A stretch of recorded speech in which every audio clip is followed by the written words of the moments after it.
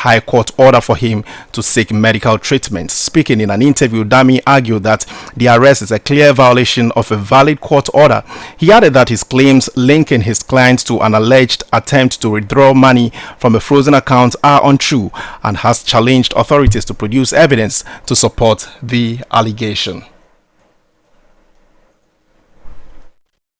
At the airport, first one ordered to the Attenjura by the BNI, and he's still being kept in custody. And the only reason is that there was an attempt to withdraw money from a frozen bank account. How does that even happen? It is totally untrue. And I think that it is really just an attempt to violate the court order. If the Attenjura was dissatisfied with the order of the court, he should have appealed. He failed to appeal against the court order must go paid. As simple as that. Court order must go paid. He cannot surreptitiously violate the court order and alleging falsehood as the basis for it. Definitely not. It's not been granted bail. And that's the height of disregard for the rule of law. It's been picked up, as usual, banded off into custody, BNI custody. He's not been granted bail. I tried to read the data of BNI, sent him text messages. I have seen that he has read my WhatsApp messages, asking for access to him. He has not replied, asking for bail to be granted. He has not been granted bail. I've spoken with the deputy director of BNI, who has promised to do her best. I'm going to the BNI around 2:30 p.m. to see him. I mean, this is needless. I don't understand why there's this deliberate attempt to always violate the rights of a man. If the Attenjura indeed intends to freeze his account, he should do the needful, which is applying to a court for another. There is no order in place freezing his account. The earlier court order lapsed, and there's a court ruling, the High Court Adenta, to that effect. The High Court Adenta gave a ruling, I think on 20th June or so, to the effect that the earlier order had lapsed and there is no valid freezing order in place.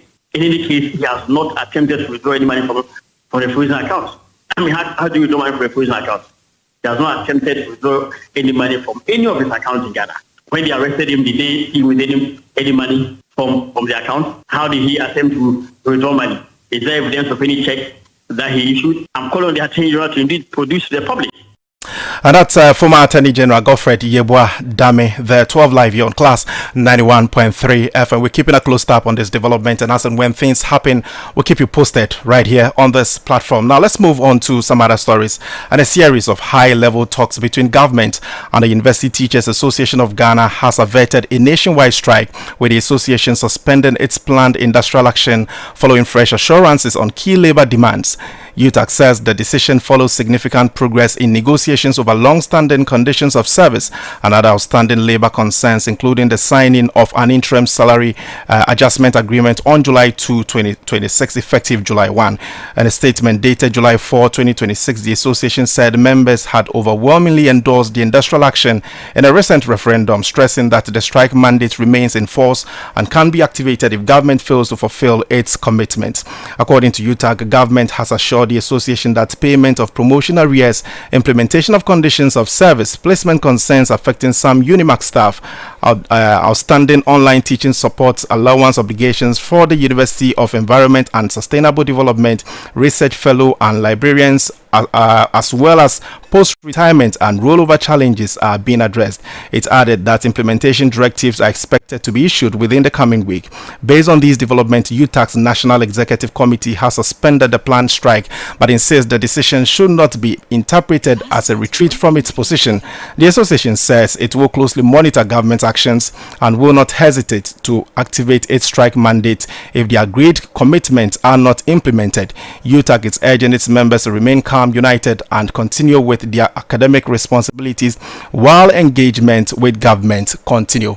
Let's connect to the phone lines and speak to the secretary for UTAC, Mr. Samuel Kingsford Segler. Doctor, good afternoon, sir. Thank you very much for your time with us on 12 Live. So, you've received the assurances from government. Any timelines in that regard? Well, thank you very much. I happen to be the vice president, not the secretary. The vice president. Thank you very much. Yeah. Okay. Well, yes, as you read out eloquently, and as we have indicated in our release to our members, that we had a meeting with government officials and the demands that necessitated this meeting of our various campuses. Yes, we had assurances from government that they are going to see to our issues. And we are rest assured that once government has spoken through its representatives, they will do the needful. And yes, you asked of timelines. We will not put out exact dates, but we will be able, what we told our members is that yes, as of today, letters are going out, which to us is good enough for us to stay off our internet strike action. We spoke about issues of signing interim arrangement for our conditions of service. That one, it was signed on Friday. So we have seen good faith coming from government that they appear committed to seeing to our needs this time. That is why we are saying that we are staying off the strike until we have a feeling that government is not meeting its end of the bargain. So that is how come we have called on our members to continue working as usual. If these lines are anything to go by, and I'm talking about the commitment from government thus far, if they are anything to go by, are you fully assured that at the end of the day, government would resolve all your grievances so that we don't see any strike action in the future? Sure. We met, and when we met, the assurances were given. We saw that government was serious about meeting our needs. And in fact, government knows that once we have a mandate from our members, we are still holding on to that mandate. Once the National Executive Council of NEC, which is made up of the executives from the 15 campuses of UTAC plus the National Executive, we have a feeling that the government is delaying or just wanted us to stay off the strike. We are going to engage the mandate that we have from our general membership. And government knows that. So I believe that, yes, in fact, we trust the government to do what it said it will do. That is how come we have written to our members. Right. So we are rest assured that government will do what it has to do. If it doesn't, then we are likely to go back to into a meeting and to decide to call on for a strike. And that one, we don't intend to do it. So because we know government is going to meet us.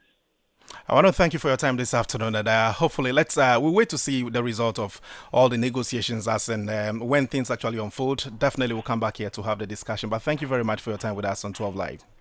Sure, do that. Thank you. Right, so that's the Vice President of the University Teachers Association, Samuel. That's Dr. Samuel Kingsford Segler. This is 12 Live on Class 91.3 FM. We're turning attention to some other developments to the Finance Ministry now.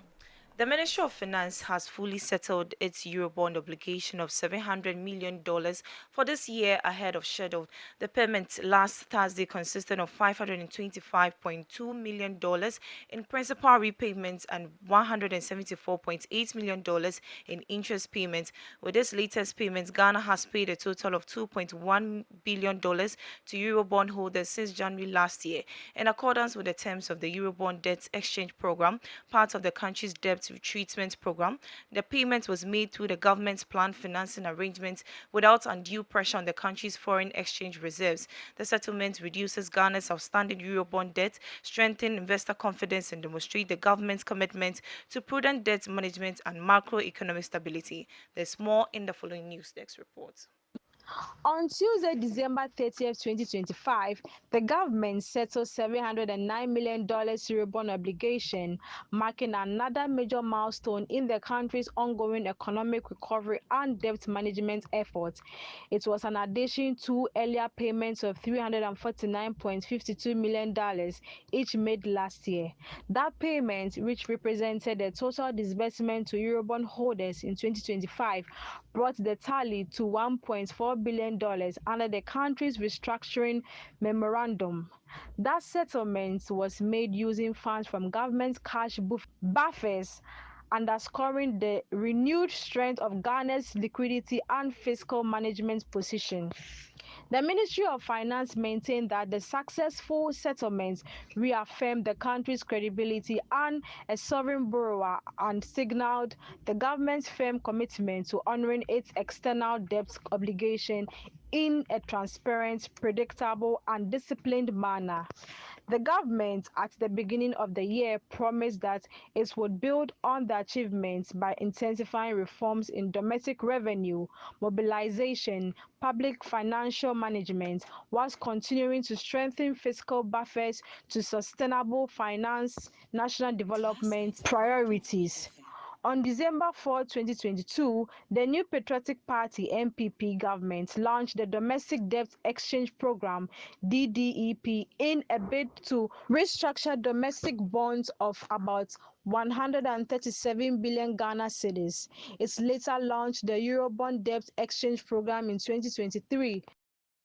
And you heard a news desk report. This is Class 91.3 FM. Charles, And what of course, you're live on 12 Live right here on this platform. We're turning attention to some demonstrations here and there.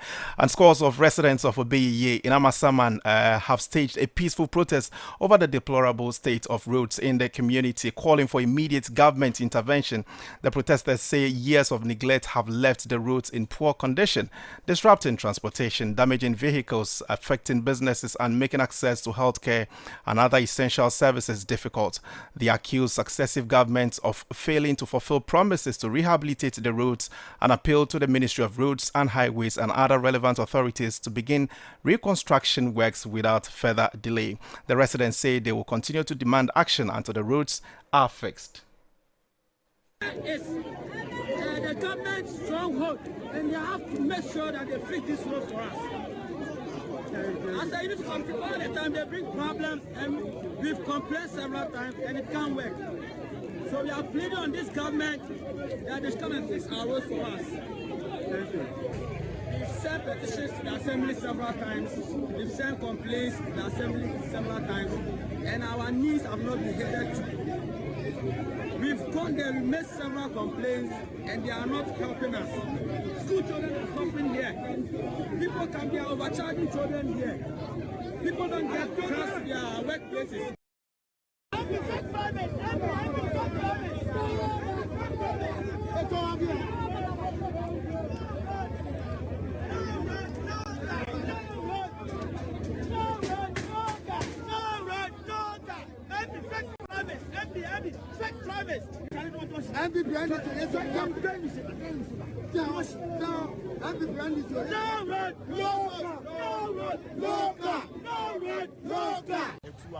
One hour to 2 hours now.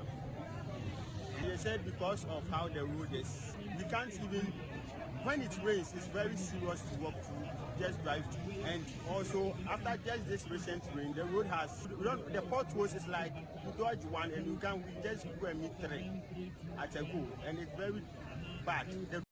So those are some residents of Obeye and the Amasaman district who embarked on a peaceful protest. Meanwhile, unit committee member for the Obeye electoral area, Hamid Elias, says residents have repeatedly petitioned the assembly over the poor state of roads in the community, but their concerns have not been addressed. He says the deteriorating roads have disrupted transport, damaged vehicles, expand or increased transport fares, and made commuting difficult, especially for school children.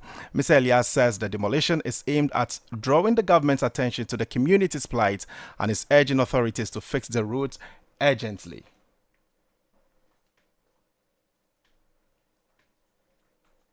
It's the government's stronghold, and they have to make sure that they fix this road for us. As I used to complain all the time, they bring problems, and we've complained several times, and it can't work. So we are pleading on this government that they should come and fix our roads for us. We've sent petitions to the assembly several times. We've sent complaints to the assembly several times, and our needs have not been heeded to. We've gone there, we made several complaints, and they are not helping us. School children are suffering here. People can be overcharging children here. People don't get cars to their workplaces, and it's become a problem. It's become a problem. Their vehicles are broken down, and there's no vehicle to get to your workplace, and it's a major problem.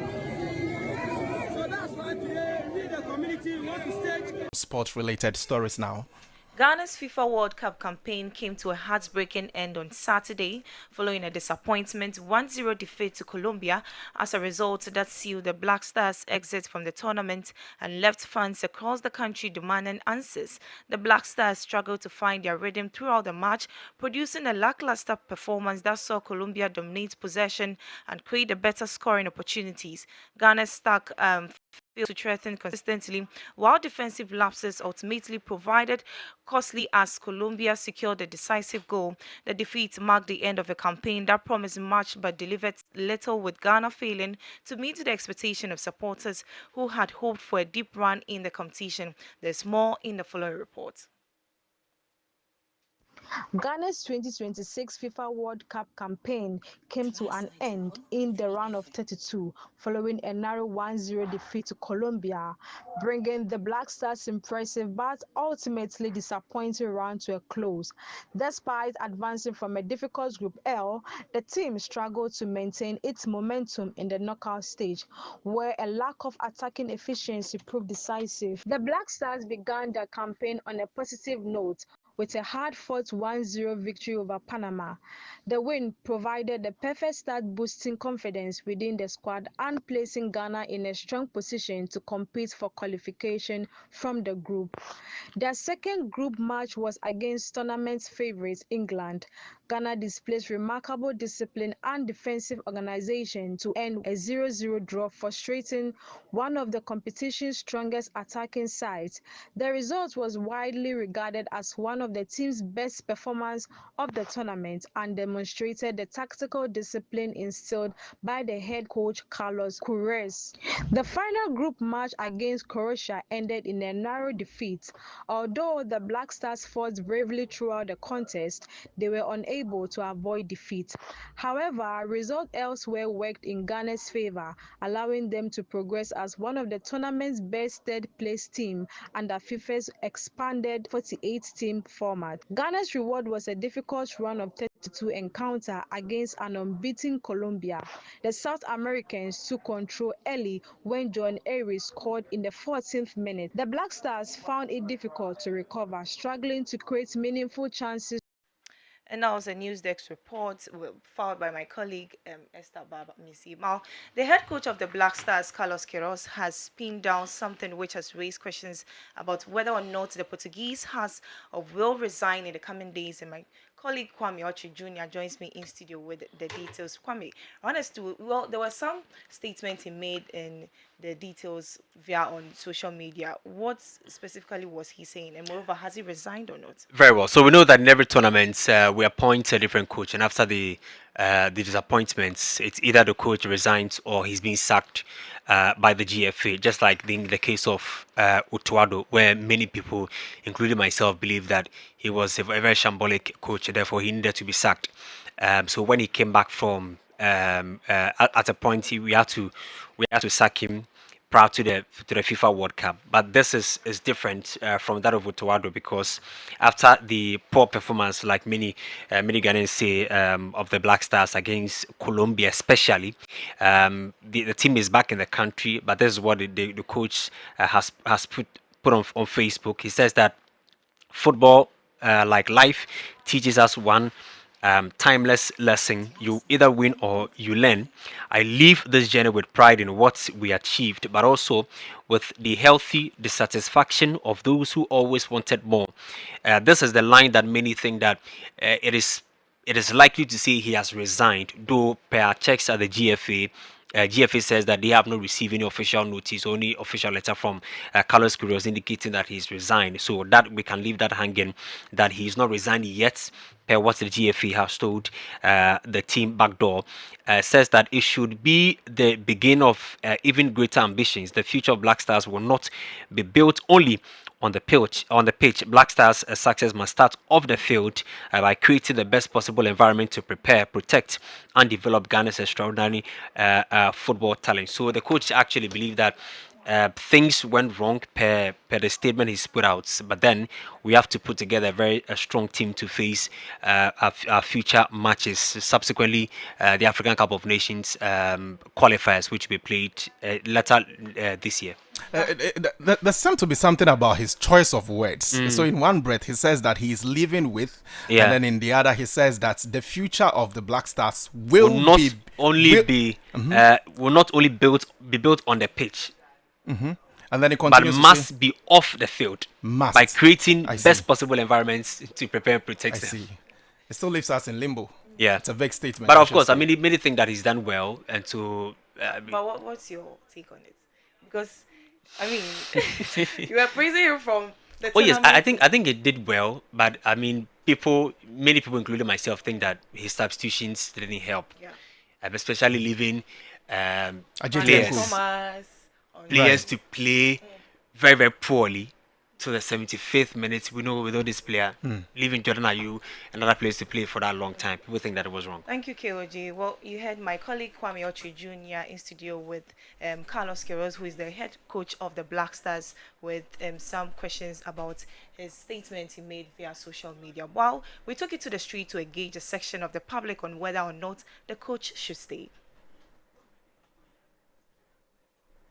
Coach, he has done well, very much. He has done well. But the formation we play for on our last match, that formation is the bad formation. That is why we lose with the Colombia, because the captain Jordan you is not playing well, and he was playing that player, and he have to sit down. But the coach there, we don't have no problem with the coach. We can maintain the coach for the next 4 years. For the coach, they have to maintain him. He's a very good coach, and his selections are top notch. For those saying you should have put Benjamin Asari, and Benjamin Asari is just a minor, he just came. Atizigi is the #1 choice goalkeeper. So for the coach, they then for maintain him, if for do the proper selection. Jordan for retire first. The coach, why not? He's good. At least we should give him some time and then, see how far he's going to take it. So he's good. Let's try him. Let's try. We shouldn't.